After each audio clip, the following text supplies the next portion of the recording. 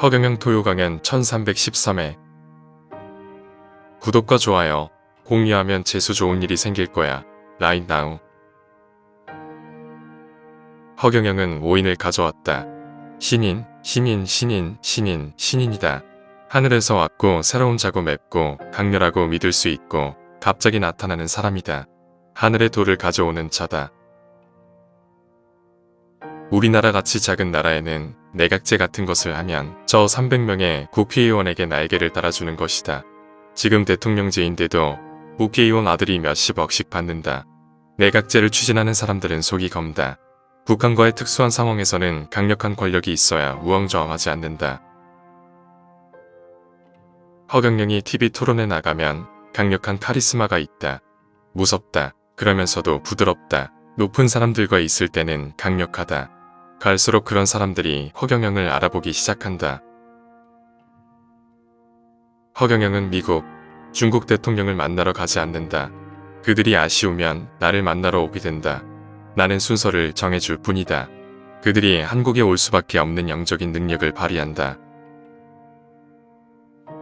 우리나라 교육은 망조가 들었다. 수능시험 때문에 발전이 없다. 아인슈타인이 한국에 오면 성장을 못한다. 물리학만 잘하는데 다른 시험을 못 봐서 떨어진다. 수능시험은 폐지고 한 과목만 시험을 잘 치면 된다. 앞으로 서서히 집값이 내려간다. 그러면서 30년 전 일본이 겪은 부동산 버블이 일어날 수 있다. 더 강한 코로나가 와서 인구가 계속 줄기 때문에 민주택이 계속 생겨서 집을 사려고 하지 않는다. 국가는 활동해서 버는 사람한테 세금을 걷어야 하는데 가만히 있는 부동산에서 세금을 걷는 것은 잘못된 것이다. TV, 냉장고에도 보유세를 걷지 왜 안 걷나? 거래가 있는 곳에 세금을 걷는 것이 맞다. 나는 새도 집이 있고 들짐승도 짝이 있고 강아지들도 새끼들이 있는데 지금 젊은이들은 집도 없고 짝도 없고 새끼들도 없다. 이게 제대로 돌아가는 나라의 모습이라고 할 수 있나? 여자들의 팔자가 두레박 팔자라고 한다. 남편을 잘 만난 사람과 못 만난 사람의 인생은 다르다. 남을 미워하고 화를 낼수록 광대뼈가 커진다. 볼상을 보면 전생을 안다. 현생은 피부를 보면 된다. 국민 알기를 허경영처럼 광대 노릇도 하고 미친 척도 조금 해야 되는구나 한다. 지금 정치인들은 선거 때만 되면 고개를 숙인다. 허경영은 코로나 전국 2년간 74억 8천만 원을 세금으로 냈다. 코로나가 없었으면 200억 정도 됐을 것이다. 적은 세금이 절대 아니다. 강연을 해서 세금을 이렇게 낸다면 나중에 엄청 부자된다. 이것은 머리가 좋다는 증거다. 국민에게 입만 가지고 나불대는 정치인들은 조심해야 한다. 정치인은 염려상행무소득심해야 한다. 항상 생각하고 행동할 때는 나눠줘야지 얻을 생각을 해서는 안 된다. 허경영은 국민들에게 주기 위해서 대통령이 되려고 하는 것이다. 허경영은 생각하고 행동할 때마다 돈을 벌 생각이 없다. 다 주려고 한다.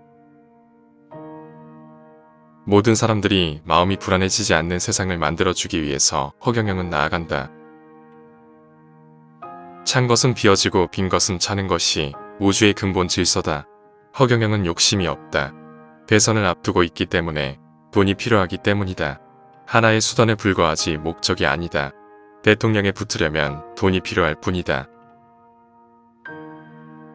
성주괴공. 만들어졌다가 머물렀다가 부서졌다가 공으로 돌아간다. 다시 또 성으로 돌아간다. 이것이 계속된다. 이런 것을 꿰뚫고 있는 사람인 허경영이 무슨 욕심이 있겠나. 가계부채가 2,000조다. 국민은 1년에 100조의 이자를 낸다. 근데 국가부채는 50%도 되지 않는다. 군정의 사또가 쌀을 산더미처럼 쌓아놓고 있는데 국민은 굶어 죽고 있는 형국이다. 일본은 반대다. 일본 국민은 이자를 내지 않는다. 일본 사람은 팔자가 편하다. 허경영은 어떤 누명을 써도 버틸 수 있다. 사람을 미워하지 않으니까. 그러나 반드시 진실은 밝혀집니다. 이번 대선에서 반드시 승리해서 나아가고 경쟁한 사람은 명예부통령으로 그들의 표만큼 장관을 가져라. 국회의원들은 조용히 좀 정신교육대로 가라. 300명의 국회의원이 있는 이상 대통령은 로봇에 불과하다. 허경영이 이것을 중지하겠다는 것이다. 여당, 야당이 있으면 대통령은 힘을 쓰지 못한다.